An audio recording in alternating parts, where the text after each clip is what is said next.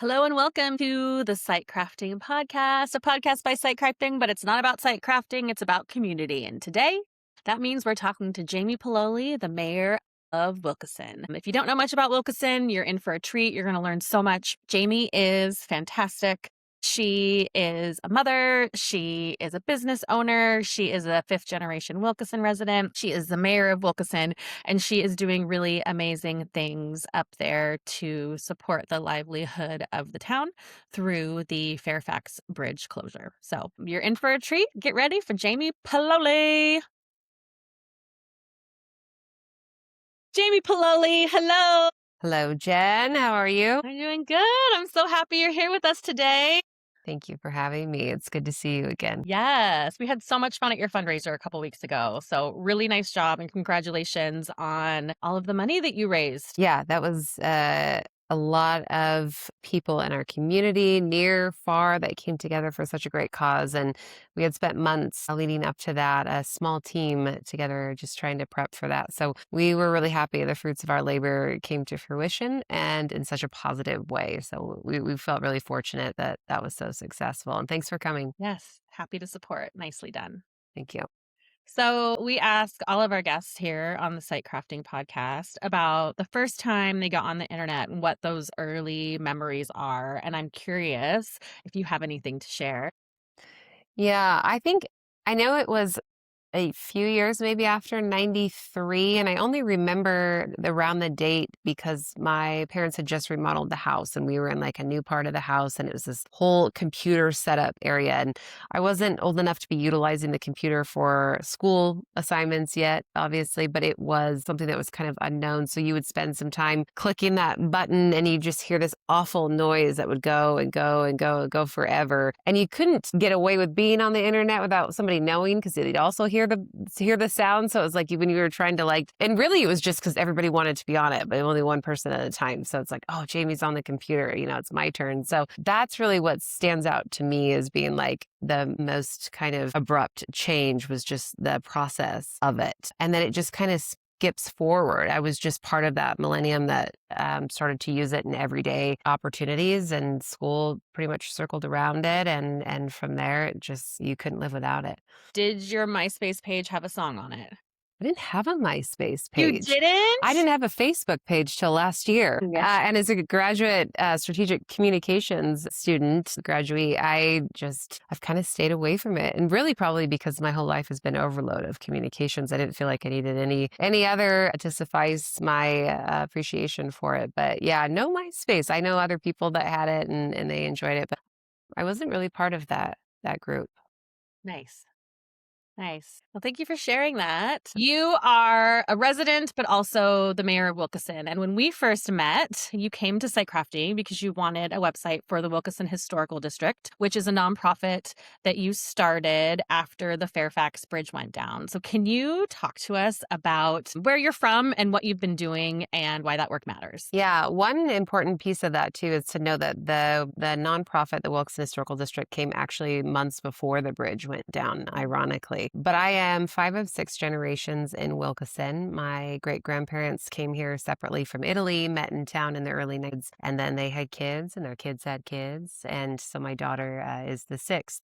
And this town, Wilkeson, is rooted on coal mining. We've got sandstone, we have timber and logging. That has always been a significant resource for our town. So those resources were and still are some of, we're reopening our sandstone quarry and have logging operations, but those have always been the cornerstone of Wilkeson until we were able to get a bridge in 1921 that crossed over the Carbon River over to Fairfax. And that was important. It allowed for basically anyone that wanted to come through and get to Mount Rainier National Park on the northwest side, which is Mowage Lake and Carbon River glaciers. Outside of the resources that we did have, even though coal mining left and sandstone eventually had shut down for a bit of time, we still had the park as a resource. Fast forward, I've been here my whole life. My own residential home was my great-grandparents. I've been there for about 17 years, purchased that. And then in 2023, decided I quietly wanted to find a way to give back to the town. Generations before me had been civic leaders and business owners. I wasn't quite sure how I fell into that and really what my role was going to be. And so I bought, they called it the old Cash Market, the old grocery store uptown. That building that was for sale just happened to be the same building that my great grandparents had for 70 plus years in the family. They sold it in the 70s and sat vacant for several years before I purchased it. And before that, it had always been a grocery store, but it had crossed hands many times. And so I purchased that in 23. And as I started to renovate the building, I realized that the better I made my building look, new and updated, it didn't help the buildings around me. And my goal was not to make everybody look worse by mine being better. And so really the idea of the nonprofit, I have a little bit of a history in philanthropy and working for nonprofits. I thought I could just start one for the town. And so the concept of the Wilkeson Historical District came into my purview, and I decided I was going to go forward. And really it just started with, I'm going to update the exterior lights, not just mine, but everyone's along those brick buildings. And I'm going to stain the posts for the awning because that needed to be done. And if I was to raise money, that would help me support that. So the nonprofit got its tax exempt status in December of 23. In 24. And then in 2025, April, exactly almost a year ago exactly, the Fairfax Bridge shut down. And pretty quickly I realized that having that nonprofit in place would then and potentially become the biggest advocate for this bridge and for rebuilding it. And so I, at the time, was not involved in public administration with the town, but I walked over to the town hall for the meeting that day and talked to some of our leaders and said, what do we do? How do we pivot? How do we become successful, even though this is the cards that we've been handed? And so I pretty quickly became the largest voice for moving forward. And one of the things that the town had been trying to work on previous to my walking over and starting to have a conversation was a parcel of land. It was 139 acres. It was behind our coke ovens, which are historic, and the ability to have passive recreation and opportunity for people to come to Wilkeson to enjoy the businesses in town and our parks without being able to get to the park anymore. We needed to create some sort of destination for people to come here. And so we very quickly were able to have a conversation with the owners of that parcel. They allowed us to try and fund that before November of last year. So this was probably in beginning of May. They said you have till November to find the majority of the funds, and then we'll get into a purchase and sale with you for a final sale. And so I said, okay, let's do it. We can find it. So in July of last year, we applied for a grant that was a conservation futures for Pierce County. It was an off-cycle grant. And by October of last year, we had received $857,000. And so we were able to get into a contract for the property and with a close of September of this year. And so we knew very quickly we needed to have an event and fundraise and grassroots for that remaining 123,000 is what we ended up raising in our latest fundraiser, but we needed about 95,000 to finalize that purchase. It became the nonprofit really just that catalyst to move things forward. And the prognosis is pretty grim in town. Being here my whole life and walking around, the amount of people that just were so unsure about what the process looked like moving forward. They just didn't know what to expect, if the bridge was going to get rebuilt, if we were ever going to get access back to the most beautiful alpine lakes in all of the United States, which is our Mowich Lake. And so just a lot of hesitancy because they were so unsure of how things were going with the bridge and just very little communication.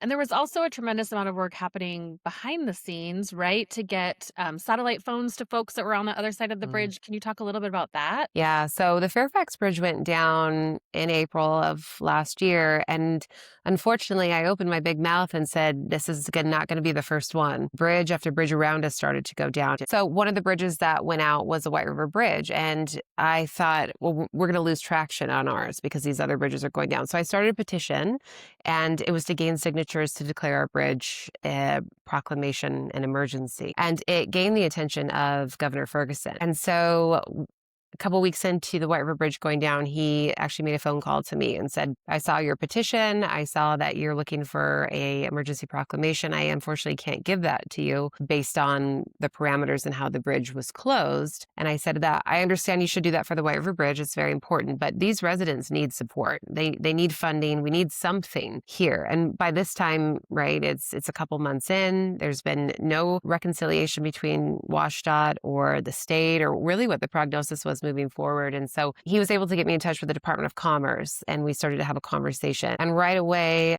After that, I think we signed the contract in October of last year. We received $500,000, and that was to go towards communication, emergency support up there, things that those residents did not have. All they had at that point was an access road. And so we were able to get AEDs, trauma packs to anyone that needed one or wanted one up there. And then also automatic gates for the bypass road that those residents have to travel. Those were also confirmed. So those are actually going in this week and next week. And that means that at the average age of 70, they're not having to get out of their cars, get on their knees, look upside down, unlock manually 2 gates on a 10-mile logging road that takes anywhere from 40 to 50 minutes to get through. It just quality of life for them was awful. And so my goal was really to find some funding relief and start to give them some hope back in the community, which we had lost over the last several months. Yeah. So can you describe a little bit more? So the hope vanished. Wilkeson was a pop in place, right? Especially during the summer, as people are going up to Mount Rainier, they're stopping, they're getting pizza at the Carlson Block. I mean, when we went to dinner there, I saw I don't know that they use the sign anymore, but like all out of dough, like the handwritten sign, Yeah. and I remember hearing you wait in line for hours, you might not get pizza, and there's the soda shop there. There's lots of things happening, and Mhm. so overnight everything just went away. What was that like? And then how did you stay strategic through it all, especially having this all? I mean, it hits so close to home. It is your home. Yeah, I remember the day, it was starting to be busy season. So April, May, you start to hear all of the trucks going up and the off-road vehicles. And one really definitive moment, I remember sitting outside on my back porch and there was just silence. And for the entirety of my life, that had never been the case for that time of year for being in town. And so that was hard to not hear. It was hard to not hear because it meant that it was a very critical situation. The Carlson Block is known as some of the best pizza in Washington state, and Seattle Times had put them on the map years ago to the point where we had hundreds of people in line waiting for pizza because it is a specialty dough. It's a specialty process. They only have so many opportunities to provide so many, balls of dough each day, the way that they do their process, because it's such a unique situation. And so they would run out of dough. So we were used to really thousands of cars a day coming through town. It was. And there have been studies done by WashDOT and data sets that have been able to somewhat quantify the loss, but it doesn't come close to actually the numbers that they've pulled and what they're using of really what that loss actually was. So you can still get amazing pizza, but you don't have to get here by a certain time. Normally, if you get here by 7 or 8 o'clock at night, they still have something left, which is great. I think they're still serving quite a bit of people, but it's just a different way of life through here. People have changed habits. They've changed how they recreate. They've found their own ways to recreate because when you take public lands from American citizens, they believe it should still be access to them and they're going to find a way whether they open it or not. So people have created new ways to be in Wilkeson and what that means for them. We're always constantly trying to find new creative opportunities for people to come into town and to utilize the businesses that we do have and really just enjoy our parks and access spaces. Yeah. I think it was on one of your podcasts, which is super smart and wonderful, where you talked about the issue of cutting off access to public lands, which, I mean, there's so many things that are at play here. Yeah, I found out very quickly, mind you, I had not come from the system. I didn't come from public administration. I didn't know the process. I think the naivety behind that actually helped me. I think being naive to really what was feasible and the opportunities that I would have to move forward. I assumed everyone that I sat at the table with wanted to support. And for the most part, that they did. But as far as understanding really what the process forward was, what the way forward was, I was able to see quickly just survival mode, what that was going to look like. And I say that because as I was busy in this area looking at life safety and the 40 residents and the access that they had, they were trying to get out. We were trying to get in. And I realized getting in was no longer feasible. We needed to make sure that these 40 residents needed to have everything they had to get out. In the meantime, there was no oversight to other things that were happening. So Mowage Lake was closed by Mount Rainier National national park. And nobody knew that until I drove in to check on the residents one day and the winter gate was closed. And so it took me 6 months to get an answer back on why was the gate closed? If there's 40 people up there that should have legal access to those public lands, why are they closed? But what I've realized in public administration and in state and government, if you don't ask the question, no one's freely coming forward to give you the answer. You have to get involved and believe that people want to help you, believe that what you're doing can make a difference. I think really smart, educated people don't want to get into politics. They don't want to get into public administration. And some people just don't even want to vote because they don't feel like it matters. But it's so important, these elected officials that we put in these positions, that your vote, it does matter, because there are things happening on the back end that it wasn't necessarily in the forefront of what I was trying to accomplish that were happening that I saw a little bit later, that I had to go back and try to change that process or ask questions or figure out why it was happening. And it takes full time, 24 hours a day, staying up when everybody else sleeps to find that way forward. I felt like marketing and strategically communicating what I needed from my sales background, I took that and thought, how do I market my problem? Because I was having conversations with many folks that had no idea what the bridge was. They hadn't heard it went down. They didn't know where it was. They'd never heard of Wilkeson. I've traveled for a living over the last decade, and on planes, I'd meet people and they'd say, "Where are you from?" And I just say Seattle because nobody knows Wilkeson. And so really trying to very quickly, high level, get somebody who I needed on my team to understand the situation I was in. That's when the podcast came. That's when the 10-minute video came that I eventually played at the Senate when I was testifying in the study session during the legislative session. The website, when I came to you and said, I need a landing page. I need, as soon as I get out there and I show people everything that's happening, we raise this money and the idea and what I really think this will spearhead and create, I need to look legit. I need to make sure that I have those pieces. And the website proved to be amazing because I was able to put all my media on there. And every time a bill got said or a conversation was out or a newspaper article went out, Wilkeson was in the news at least twice a month for the last year. And so that was just a place that everybody could go to really get up to speed very quickly on what the situation was. Working with the state and having to get into a short session and work with our legislators was months and months in the making before we got to that point. Mind you, I had no idea on ChatGPT and what the process actually entails because I'd never done it before. But I needed to send out these strategic communication packages to these legislators and get them to understand why we were in such a dire situation, and that it really eventually and ultimately is the state's responsibility, is no fault of our own that we're in this situation. Mhm.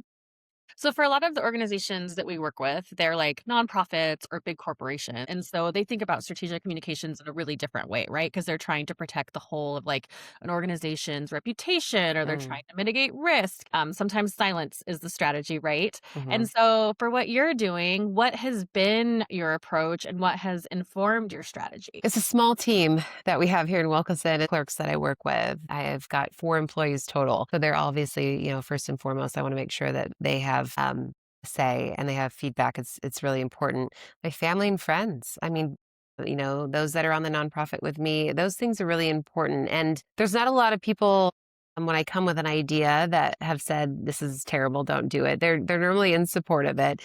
But feedback is really good. And so I've taken that into account. But it really is, this situation has never happened. There's never been a national park cut off by state neglected infrastructure with a gateway town to fend for itself. So we are recreating this process as we go. And I believe that there really was no wrong direction to go. We just had to start moving. We had to start gaining the momentum, trying to figure out who our partners were. And that was really the strategic part. Once we got to the people who really could support us, they were the ones that started to olive branch out to other situations. And this is the direction you should go. This is who you should talk to. A follow up, my follow up is probably why my success has been over the last 10 to 15 years. If I don't hear from you for a while, I assume you're busy. I will follow up. We'll check back. I'm also not afraid to pivot. I think that's also important. When you're going one direction and you're not finding any success, the door is not opening, I think it's really important that you reevaluate where you are. Don't look at it as a default or that you've failed. There are other opportunities to get to the same location. And I think you have to be flexible to be able to pivot in those situations and understand what's going to work for you and what's not. But at the end of the day, I felt like we had just enough people that cared deeply about what was happening, that we were able to strategically set different people up in specific areas. And then I was able to just run with what I needed to, which was really marketing our situation. Yeah, it sounds like I mean, you did step into a role of leadership right away, informally, and then formally you became the mayor shortly after. How Right. did that come to be, and what helped you decide to step into that? It was probably actually the year prior to the bridge going down where the mayor at the time had reached out and said, what are your thoughts on getting involved? And I was considering it. I knew that I was at a good spot. My daughter was older.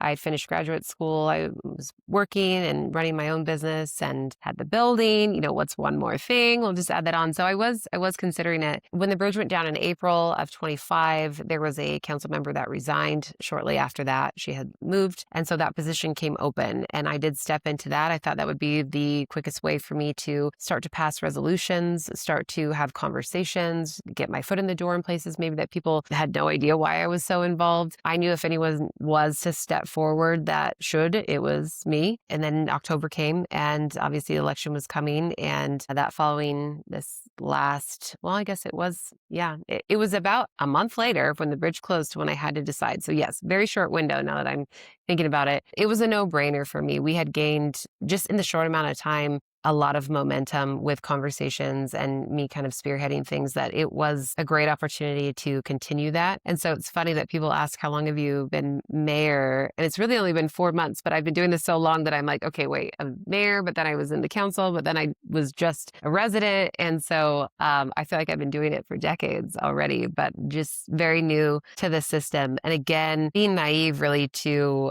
what our potential could be, I really believe helped the success of how we got to this point. That's fantastic.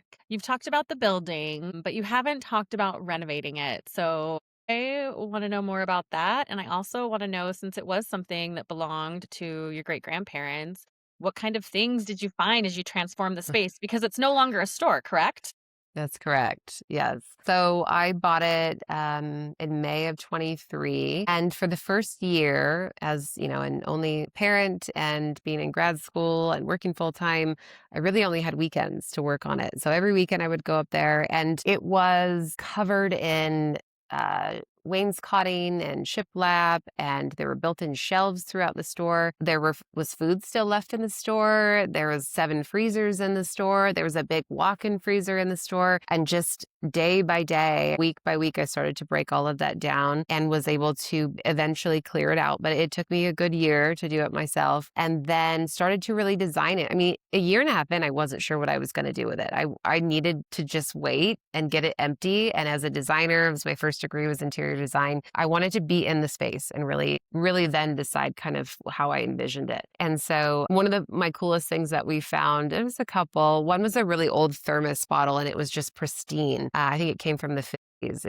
It's beautiful. It's at home. It's like a khaki and red. It has all the pieces to it. It's stunning. Another fun one was by the mechanical area in the panel. I opened it when I got in there, and behind it fell this piece of paper, and it said liver, 25 cents or something on it. But I could tell it was my great grandmother's writing. And so it was fun to see like this handwritten note. There were some other documents I found with their handwriting and their notes on them, and some books that they had taken. It was fun. Even when I went up in the attic not too long ago when I was looking at the electrical that was done, and there was this really long, wide poster that looked like I think it was from the 60s based on what was on it. And so it's like, I'm still finding things. It's 1,600 square feet, and it's massive with 12-foot ceilings. And I was hoping to find buried treasure. There's none. I haven't spent a lot of time underneath the building. You can actually stand underneath the building, which is pretty cool. There's a lot of room in all of those old buildings there. They're all the same, but it's nostalgic. I've fallen through the floor a couple times from it being rotted when we were reconstructing the floor, and it's had a lot of wear and tear. It's had a lot of wear and tear. Built in 1900, so it is significantly old, but it's beautiful brick. It's going to be a vacation rental. And that was the thing, is the week that the bridge closed down, I was having to move those back windows for egress, and that's quite the expense to do that. And I decided to move forward with it. I knew that eventually we would have the opportunity to get back up. whether it was from the bridge or some other opportunity. And so I rolled the dice, and I think it's going to work out. So I'm happy with my decisions still. That's fantastic. We talked about the fundraiser and how that was a display of community. I thought it was fascinating that the day your website launched was also the day that an atmospheric river brought Mm, historical rainfall here. And I remember being on a call with you, and you had already been out sandbagging. And then later in the day, the Carlson Blocks Instagram showed people mm, sandbagging, like literally filling up bags of sand. What does that feel like? To me, that's like the essence of community, but I don't know that mm, that's something that people experience anymore. So like yeah. what was that day like, and how does that define who you are as a community?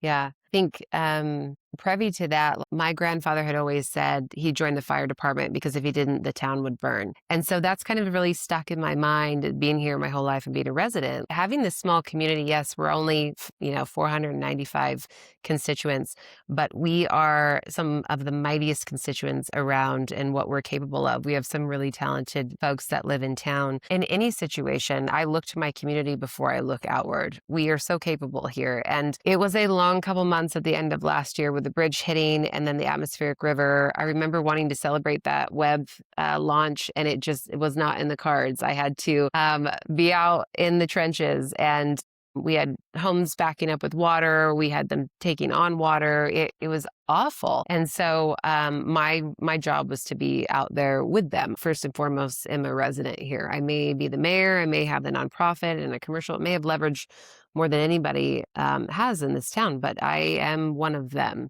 And that's in my mind how that hierarchy goes. And so very quickly, we have some talented people that just started to, get temporary Wi-Fi, because when power goes out here or flooding happens here, all of our egress was cut off besides one road, and that one was getting a little dicey as well. So we would have had to cut logging roads to get out of here, logging gates rather, to get out. And then at that point it was power goes out. Well, we have no towers around here, so we can't just like walk outside and our phones work. We are completely dead in the water. So it wasn't just water, it was a lot of infrastructure needs that we needed. And so had a lot of people calling, asking how they could help. And that's huge. It's not just Wilkeson, which is a huge part of it. Buckley, Carbonado, South Prairie, Lake. I mean, people started reaching out and said, where do you need sand? How can I dump it? Do you need food? What does this look like? As long as they could get in, mind you, we were losing egress by the minute, but that was significant. 2009 was the last time that I recall it being that bad. My father's garage actually went in the river at that point because it was also